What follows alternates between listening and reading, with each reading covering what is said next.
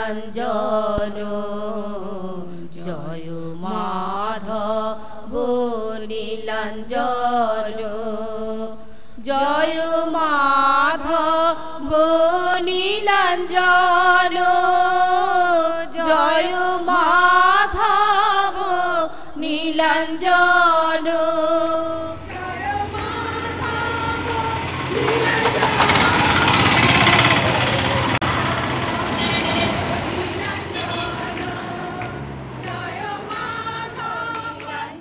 জয় মাধব নীলাঞ্জনো জয় মাধব নীলাঞ্জনো জয় মাধব নীলাঞ্জনো জয়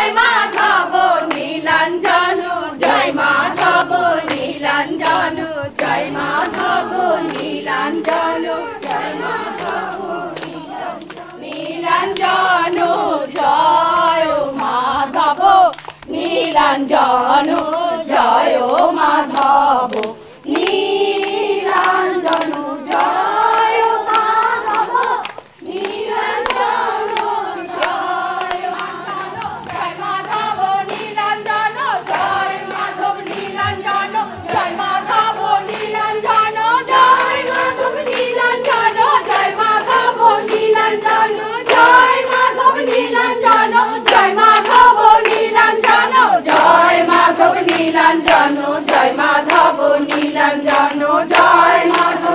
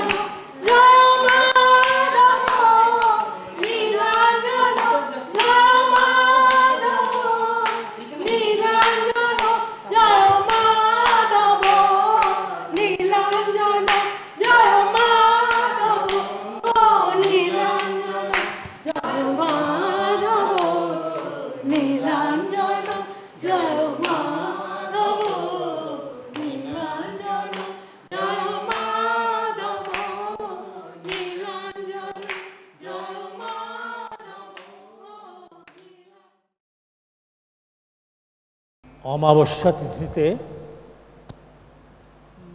মহালয়া হয়। সব অমাবস্যাতে হয় না। যে অমাবস্যার পরের দিন থেকে দেবীপক্ষ শুরু হয়, সেই অমাবস্যা তিথিতে মহালয়া হয়। কলিযুগে আমরা প্রতি বছরই মহালয়া দেখি, শক্তি পূজা দেখি, বিসর্জন দেখি, কিন্তু আমরা কেউ সজ্জন হতে পারি না। তাহলে শাস্ত্রে, তত্ত্বে এই মহালয়ার যথার্থ অর্থটা কী? দেখো, একটা হলো ব্যষ্টি ক্ষেত্রে, আরেকটা হলো সমষ্টি ক্ষেত্রে। শক্তি ক্রিয়া করছে, যেমন প্রতিটি সৃষ্টির মধ্যেই বীজ রূপে শক্তি ক্রিয়া করছে, আবার তেমনি অনন্ত বিশ্বে বীজ রূপে শক্তি ক্রিয়া করছে। বলা হয় শক্তি যখন নিষ্ক্রিয় তখন তত্ত্বাদিকে তিনি ক্রিয়মান করেন, নিজে সুপ্ত থাকেন, তখন তার বর্ণ থাকে লাল। লাল অর্থাৎ রজ, রজ অর্থাৎ ক্রিয়াশক্তি, যার প্রকাশ কর্মশক্তি। তাই মাধব বাবা বলেছেন, কর্মই ধর্ম, ধর্মই ঈশ্বর। তোমরা কর্ম করো, তোমরা রজগুণের মধ্যে রয়েছ। কর্ম না করলে বিনাশ হবে তোমার। এই কর্ম যদি তুমি যথার্থভাবে করতে পারো, তাহলে কর্মের মধ্যে মন ডুবলে তুমি তোমার স্বগৃহে পৌঁছে যেতে পারবা। যদি সত্যি সত্যি কারোর ভেতরে মহালয়া জাগ্রত হয়, তাহলে পরে প্রতি পদে তার পাটা গুরু বা চৈতন্যের দিকে পড়বে। পাটা বলতে কায়, মন, প্রাণ সবটাই চৈতন্যের দিকে পড়বে। গুরুময় ভাব, গুরুর গুরুত্ব ধরবার দিকে এগিয়ে যাবে। দ্বিতীয়তে দেখবে আমি আর তিনি আর সবই মায়া। মায়া কি? যা নশ্বর, ধ্বংসপ্রাপ্ত হবে। মায়া কি? যাকে আমি চিনি না, জানি না, কোথা থেকে এলো, কোথায় যাবে, কবে যাবে, সবে অনিশ্চয়। এই অনিশ্চয়তার মধ্যে যারা আমরা আছি, সবাই মায়ার মধ্যে ডুবে আছে। যে অতীত জানে, ভবিষ্যৎ জানে, বস্তু সম্বন্ধে যার বস্তুজ্ঞান হয়েছে, সে চৈতন্যের মধ্যে আছে।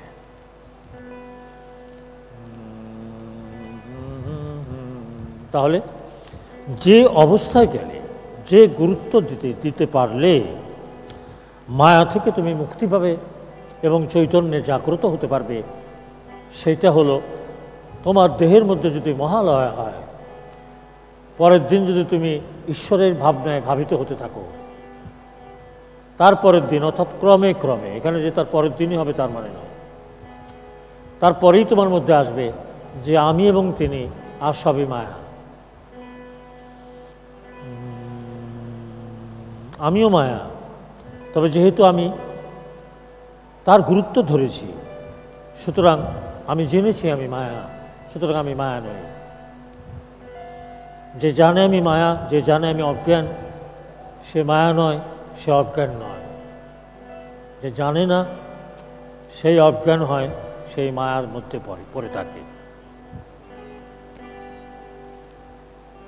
যখনই তুমি দ্বিতীয়াতে তার গুরুত্ব ধরবে, তখনই তোমার এই যে তিনটে গুণ, সত্য, রজতম, এই সত্য রজতমে এক একটা গুণের প্রভাব এক একটা মনের উপরে বেশি প্রাধান্য। কিন্তু তোমার মধ্যে যদি মহালয়া হয়, তাহলে তৃতীয়াতে যাবার পর এই সত্য, রজতম তিনটে গুণই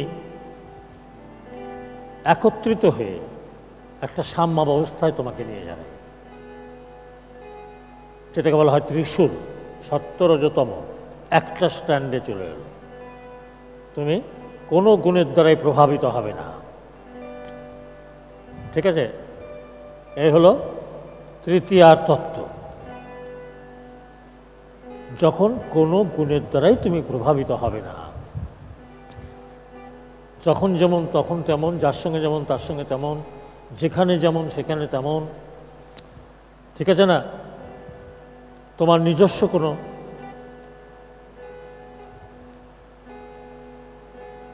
মিথ্যা ব্যক্তিত্ব থাকবে না, মিথ্যা অভিমান থাকবে না, মিথ্যা অহংকার থাকবে না।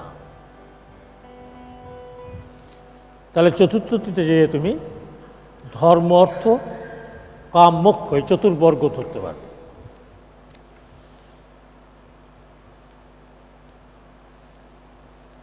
ধর্ম কি, কারণ কি, অর্থ কি, কারণ কি, কাম কি, কারণ কি, এইটা যদি জানতে পারো তাহলে জানবে যে চৈতন্যই মুখ্য, তার উপরে কিছু নেই, তার উপরে কোনো কথা চলে না।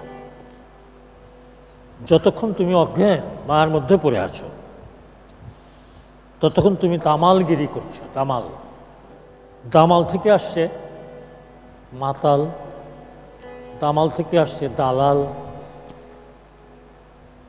দামাল থেকে আসছে দয়া, দরদি।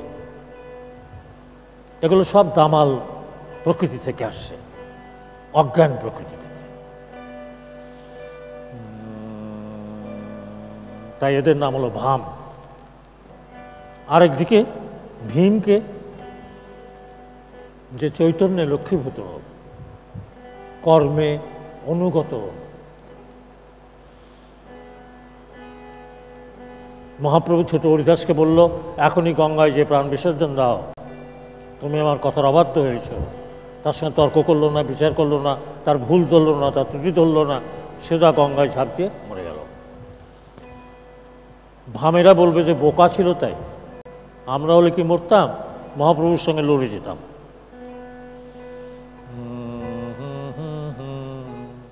তাহলে চতুর্বর্গের প্রথম প্রধান হলো তিনি যে মুখ্য, এই ধারণায় যাওয়া।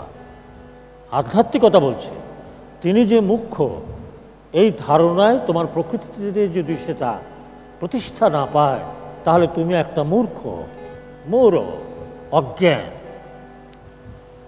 ধূর্ত, ধৃষ্ট। ঠিক আছে না? চতুর্থী গেল, পঞ্চমী।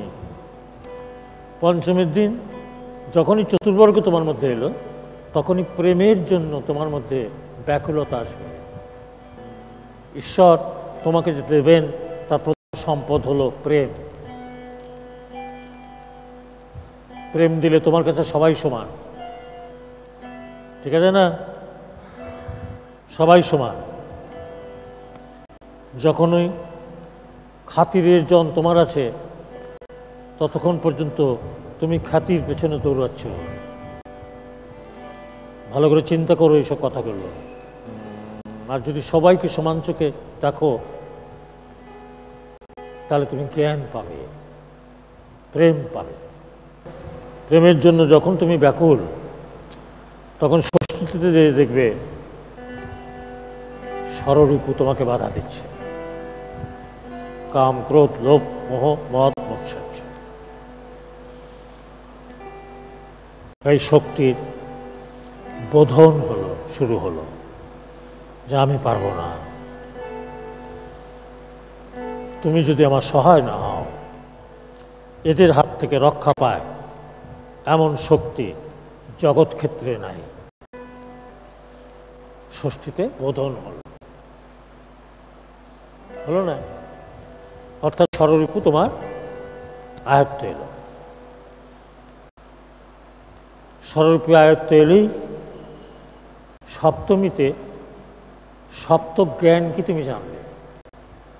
জড়জ্ঞান কি, আত্মজ্ঞান কি, বিশুদ্ধ জ্ঞান কি, পরম জ্ঞান কি, দিব্য জ্ঞান কি, সব কিছু, মহাজ্ঞান কি, ব্রহ্মজ্ঞান কি, সব তোমার সেই সময় তোমার ধারণা হলো।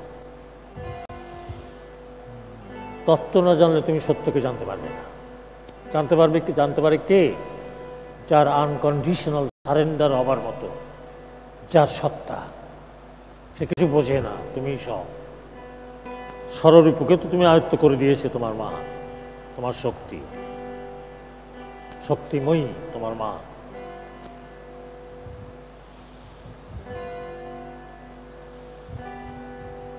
অষ্টমীতে যারা তোমাকে বাধা দিচ্ছে তাতে তুমি দেখতে পাচ্ছ না। অষ্টপাশ সব আড়ালে আড়ালে ফিসফিস করে কানে কানে, তাই না? পরনিন্দা, পরচর্চা, বঞ্চনা, হিংসা, তেজ, প্রবঞ্চনা এসবই তোমার অষ্টপাশের মধ্যে পড়ে। এতে বলা হয় মেঘনাদ, মেঘের আড়াল থেকে যুদ্ধ করে, তুমি তাকে দেখতে পাচ্ছ না। দুর্গা যে দুর্গা, সেও বলছে তোমাদের আমি মারতে চাই না, তোমরা থাকো, তোমাদের মারতে গেলে আমাকে অনেক যুদ্ধ করতে হবে, সন্ধি করো, আমার ভক্ত আমার পাশ পাবে, তোমরা অষ্টপাশ হয়ে তাকে ফাঁসে ঝোলাবে না, কথা দাও, তা নাহলে তোমার সঙ্গে আমি যুদ্ধ করব। সন্ধি পূজা, ওরা দেখলো এর সঙ্গে যুদ্ধ করতে যাওয়া বৃথা, সন্ধি করে যদি প্রাণে বাঁচি ভালো, সন্ধি করল। এই অষ্টমী পূজা। আর আমরা অষ্টমী পূজার দিন কোন শাড়িটা পরব? অষ্টমী পূজার দিন নিরামিষ খাবো না আমিষ খাবো? আমাদের যে অনুষ্ঠানের উৎসব, কলিযুগে সব উৎসবই ইন্দ্রিয় ভোগের কারণে, সেখানে চৈতন্যের অধিষ্ঠান থাকে না, ঠিক আছে? কিন্তু তোমার মধ্যে যদি সত্যি মহালয় হয়, সত্যি আলোর কারণ জাগ্রত হয়, তুমি যদি সত্যি আলোর কারণে পিপাসার্ত হও, তাহলে তোমার দেহের মধ্যেই মহালয় হবে। অমাবস্যার দিনই হতে হবে তার কোনো মানে নেই। আমরা যতক্ষণ মায়াবদ্ধ ততক্ষণ অমাবস্যার অন্ধকারে ডুবে আছি। প্রতিটা ক্ষণই আমাদের কাছে অমাবস্যা। এগুলো দৃষ্টান্ত রাখবার জন্য শাস্ত্রীয় মতে এইসব অনুষ্ঠানের প্রচলন করা হয়েছে। দেখতে দেখতে দেখতে দেখতে দেখতে দেখতে কখনো যদি কারোর মনে প্রশ্ন জাগে, সত্য জানতে চায়, তাহলে সে উদ্ধার হয়ে যাবে। এই সন্ধি পূজা হলে নবমীতে নবভক্তির উদয় হয়। ভক্তি মানে ভেদাভেদের ঊর্ধ্বে যাওয়া, ভক্তি। সবকিছুই তিনি, সবকিছুর মধ্যেই তিনি। একটা খোদ, একটা খোলস। যতক্ষণ তুমি মায়ার মধ্যে আছো, তুমি অজ্ঞান মূর্খ, ততক্ষণ তুমি খোল নিয়ে গবেষণা করবে। জ্ঞানে গেলে তুমি সব প্রকৃতি জানতে পারবা, পশু পাখি কীট পতঙ্গেরও প্রকৃতি জানতে পারবা, এবং তারা তোমার বশ হবে। তুমি যদি ইচ্ছা করো তারা বশ হবে, ইচ্ছা না করলে ফোঁস করবে। যাকে দিয়ে তুমি যা করাবা সেটাই করবে।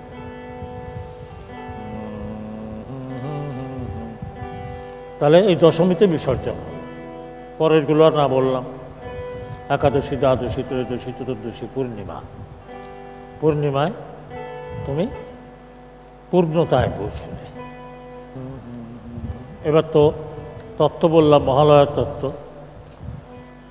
এইবার মাধব বাবা গুরুরূপে এসেছেন সত্যকে জাগ্রত করতে।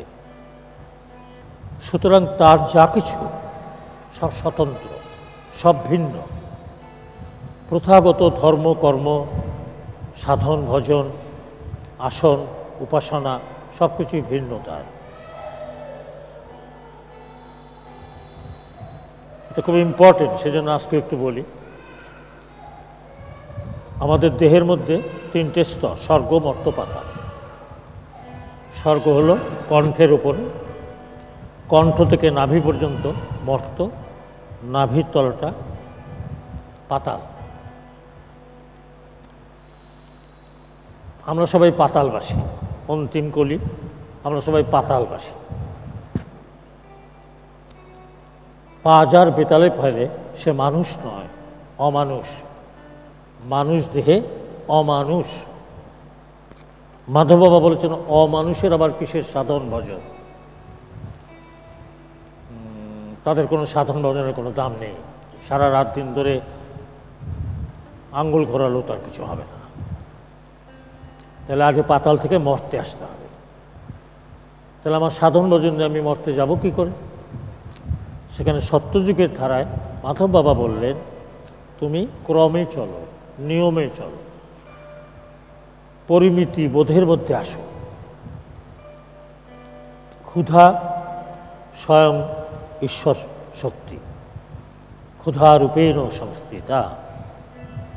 ক্ষুধা মেটানোটা অধর্ম নয়, কিন্তু ব্যতিক্রমের ক্ষুধা, চরিতার্থের ক্ষুধা, অতিরিক্ত ক্ষুধা, কম ক্ষুধা সবই ব্যতিক্রম। তা থেকে তোমাকে বেরিয়ে আসতে হবে। যা খেলে তোমার শরীর ভালো থাকে তাই খাবে। যেখানে কথা বলার প্রয়োজন কথা বলবে, নাহলে বলবে না। বিনা কারণে কারোর সঙ্গে সম্পর্ক করবে না, ঠিক আছে না? কেন করবে না? যত সম্পর্ক করবে তত তুমি কাঁচা হবে, তোমার অভিমান তত বেড়ে যাবে, দাদাগিরি এসে যাবে তোমার মধ্যে। দামালগিরি থেকে দাদাগিরি। সুতরাং সম্পর্ক করো না। সম্পর্ক যদি করতে হয় তার সঙ্গে করো, আর কারোর সঙ্গে সম্পর্ক করতে হবে। সারাদিন চিন্তা করো কি কি ব্যতিক্রম করেছো, রাত্রিবেলা শুয়ে ভাবো কাল থেকে আমি আর করব না। Confession is the best attainment of sin, এবং rectification is the only way to realization. সুতরাং তোমাকে রেকটিফাই করতে হবে, অন্য তোমাকে রেকটিফাই করবে না। মাধব বাবার সাধন, প্রাথমিক সাধন, মর্তে যেয়ে তুমি কর্তব্য পালন করবে, কর্তারূপে নয়, সেবক রূপে। ওই যে দামাল থেকেই কর্তাগিরি, দাদাগিরি, মাতালগিরি, দালালগিরি, দরদিগিরি, সব গিরি। একদিকে গিরি আরেকদিকে গুরু, একদিকে হ্রস্বইকার একদিকে হ্রস্বউকার। হ্রস্বউকারে উনি, আর হ্রস্বইকারে ইঁদুর, কুটকুট কুটকুট কুটকুট কুটকুট করে সব খেয়ে ফেলে ইঁদুর। তাহলে একদিকে ইঁদুর আর একদিকে উনি, গিরি আর গুরু। গিরি হলো ইঁদুরের দল আর গুরু হলো ভক্তের দল।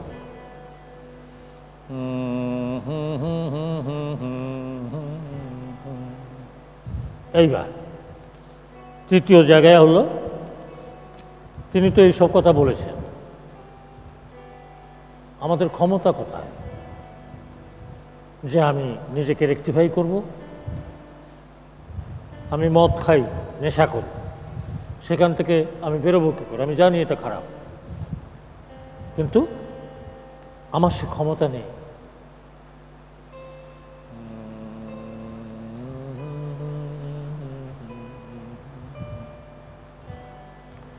তখন তিনি বলছেন বিশ্বাস করো আর না করো, আমার আশ্রয় নাও।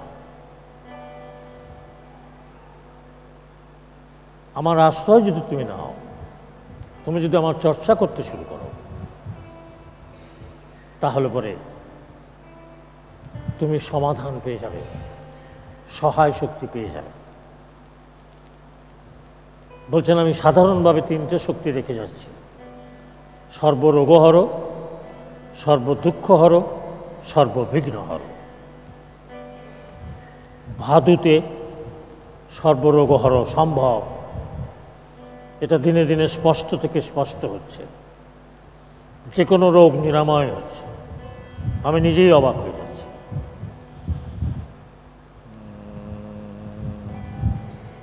মাধব বলছেন আমি কি করি করতে যেও না, আমি কি করি দেখতে যেও না।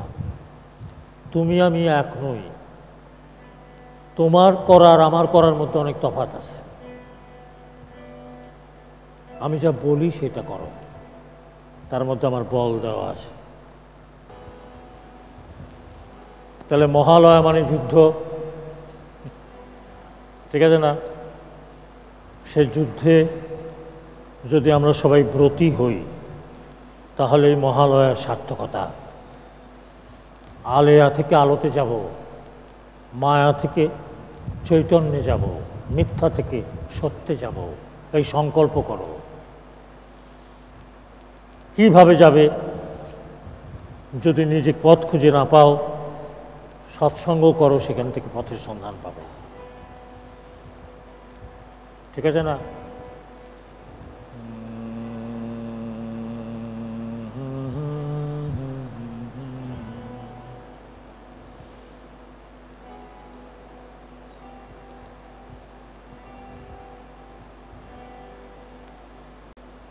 ষোলো সালের মধ্যে ভবিষ্যৎবাণী আমার করা নিষেধ, আমি করি না, তবুও মাঝে মাঝে করতে হয়, চাপে পড়ে। অনেক কিছু পাল্টে যাবে, অনেক কিছু পাল্টে যাবে, ঠিক আছে না? স্লোগানগুলোই পাল্টে যাবে। একটা কর্মনাশা, আর একটা হলো কর্মে ভাষা।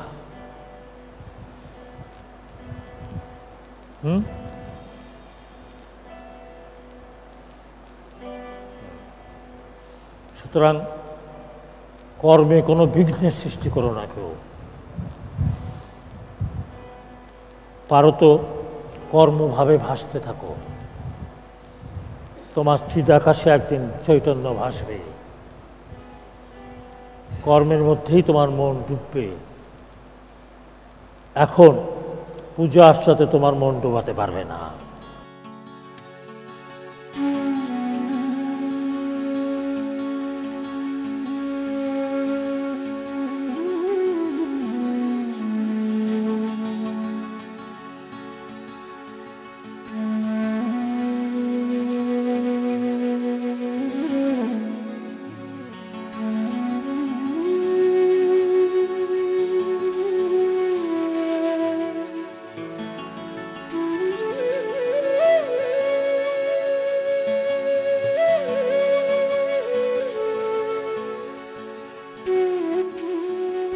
ঈশ্বর শক্তি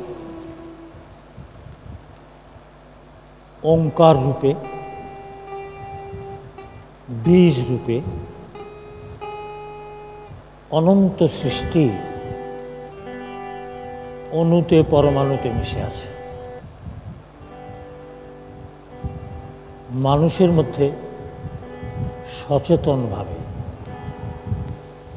তাকে কেউ বলে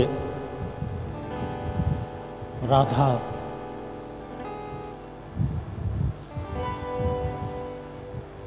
কেউ বলে ওঙ্কার, কেউ বলে আত্মা,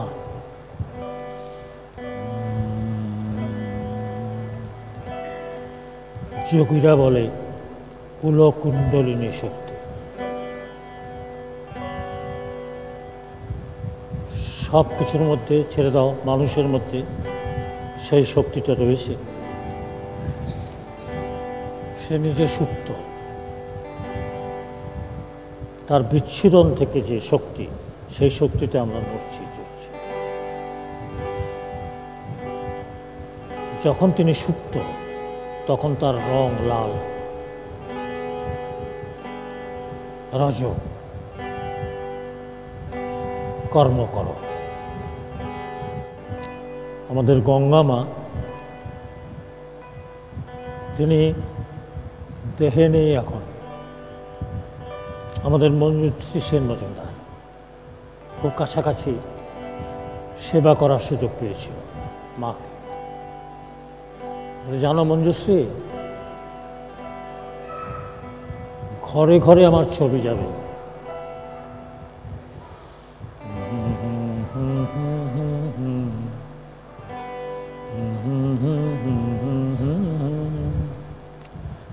আমরা সাধারণ মানুষ, তার যে কথা,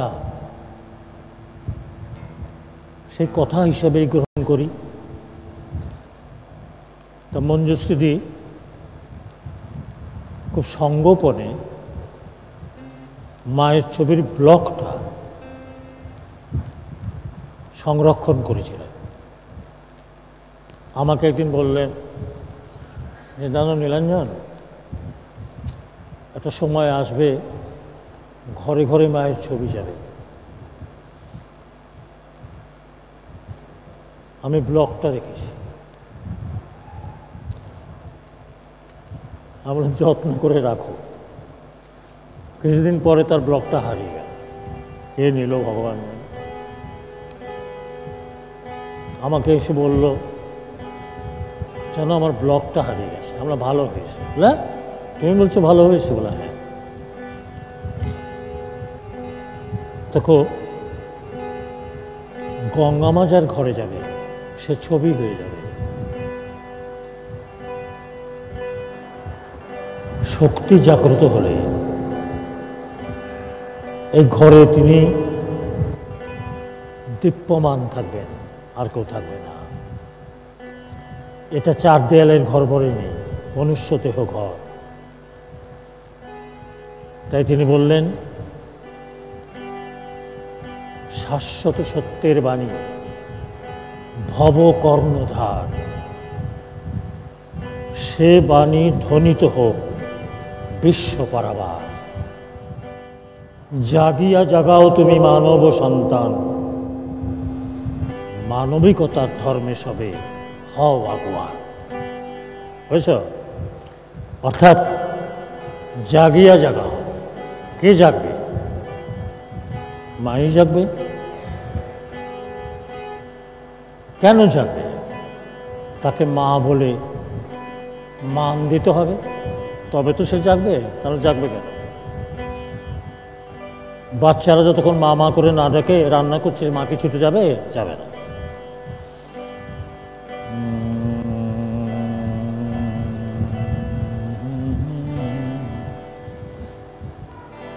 এই ভাব থেকে প্রথম দিকে যে অনুষ্ঠানগুলো আমার হতো, তাতে আমি একটা গানের মতো স্তুতি করতাম, জাগো মা জাগো মা। ঠিক আছে? অর্থাৎ তুমি না জাগলে আলো পাওয়া যাবে না। তিনি যখন জাগ্রত হন তখন তার রং হয় চিরলাল সবুজ।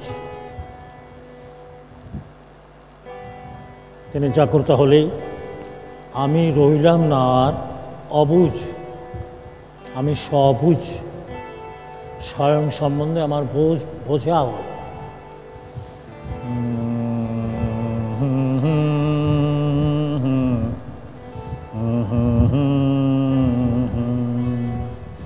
জাগো মা, জাগো মা, জাগো মা, জাগো মা। কুণ্ডলিনী কুল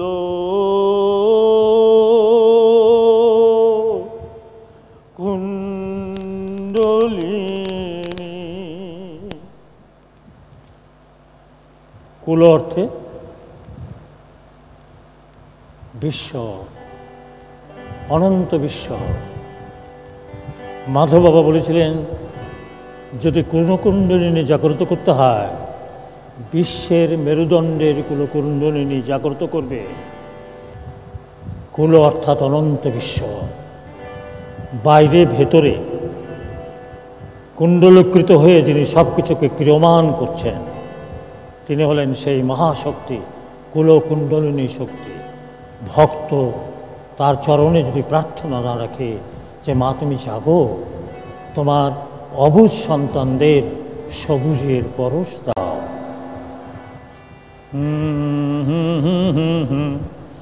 জাগো মা, জাগো মা,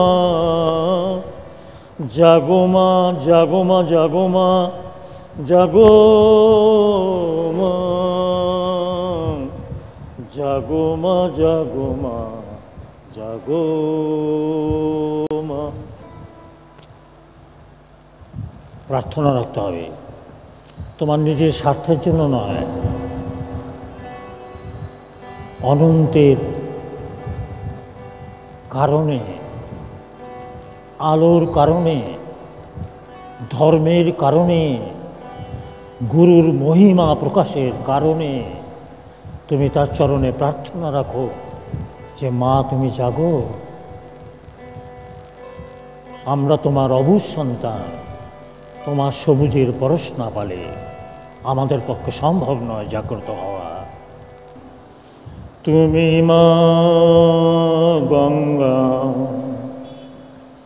তুমি মা গঙ্গা, তুমি রাধা, তুমি মা গঙ্গা, তুমি রাধা, বিশ্ব মনোবিনা তোমারি সুরে বাধা।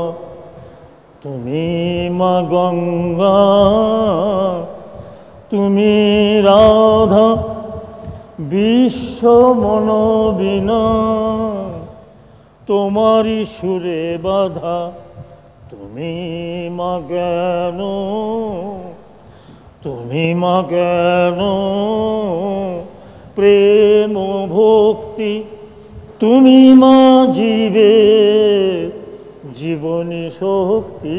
জাগো মা, জাগো মা, জাগো মা, জাগো মা, জাগো মা, জাগো মা, জাগো মা, জাগো মা। কুণ্ডলিনী কুল কুণ্ডলিনী, সব তার হাতে বাঁধা, হলো না?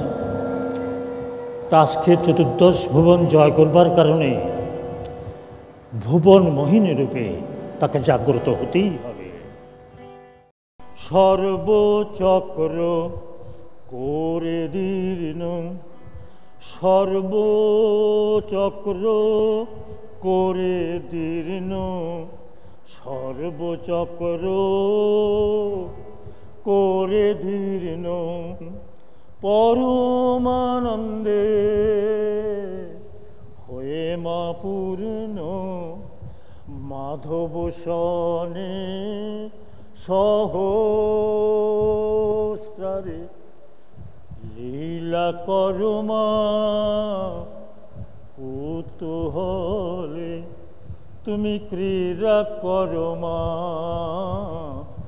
লীলা ভরে। জাগো মা,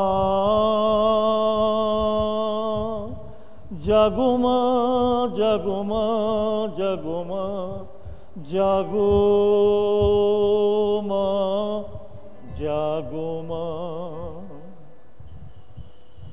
রোগ হরিণী গঙ্গা মা,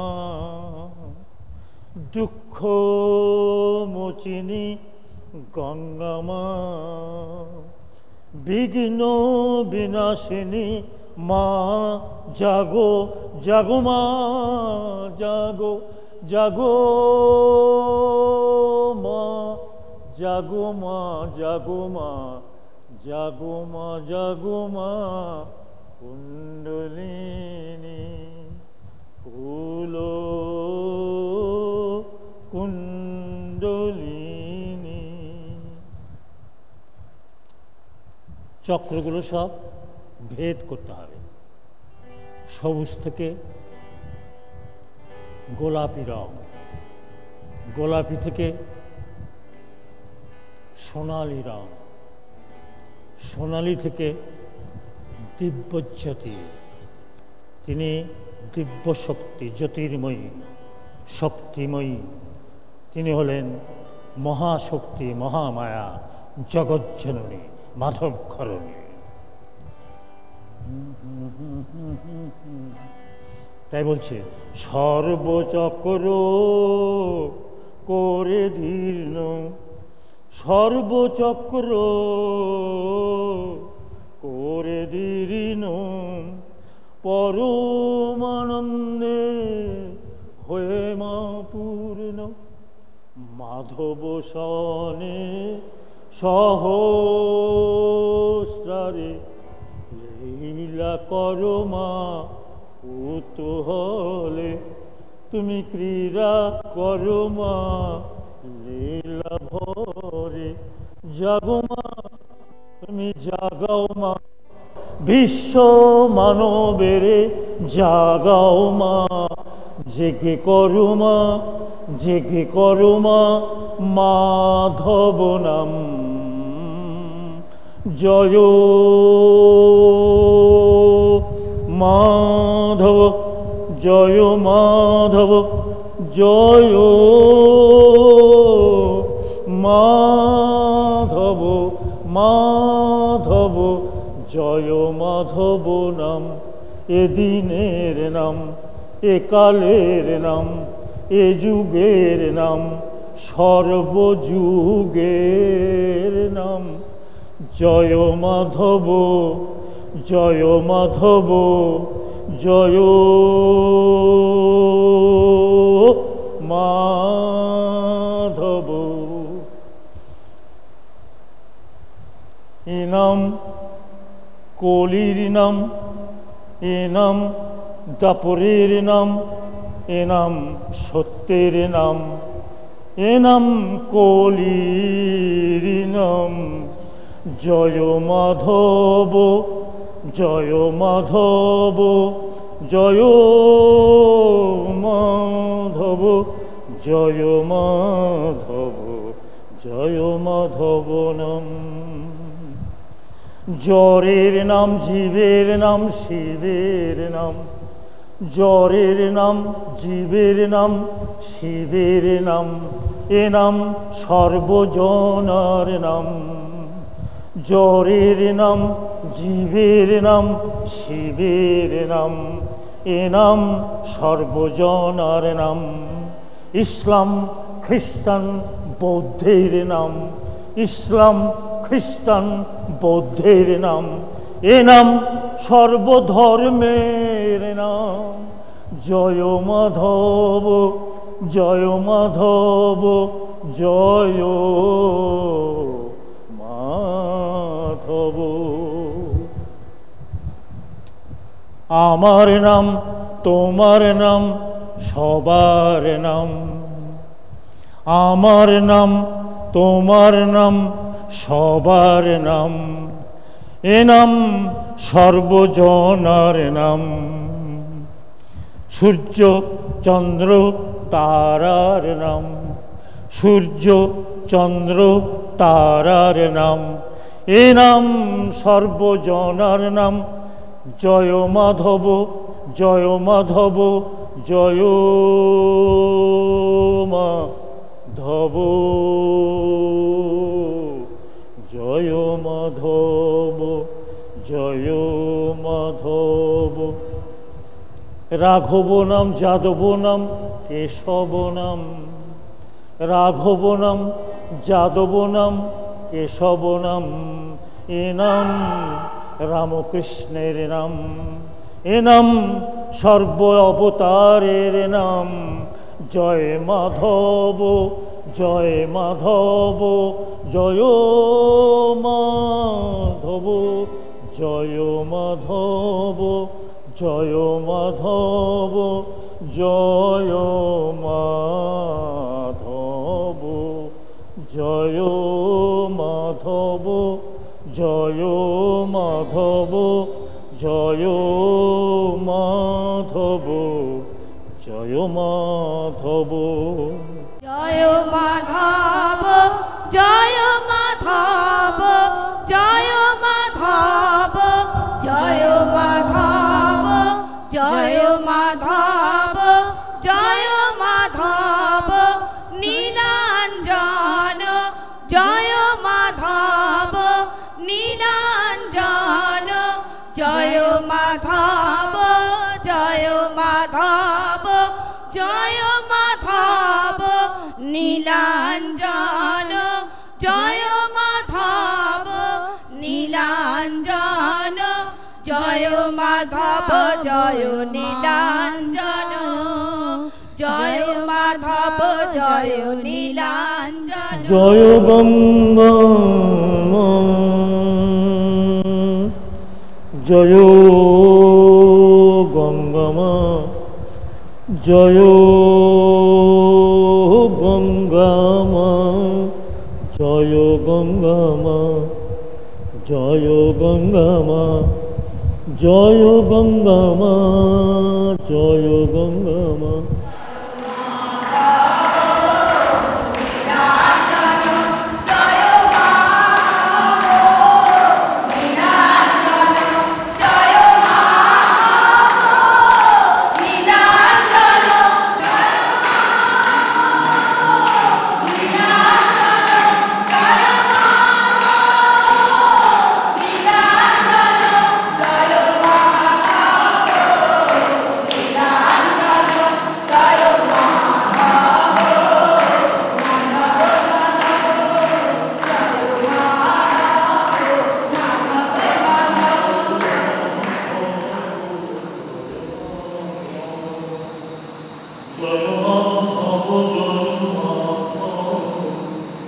জয় মাধব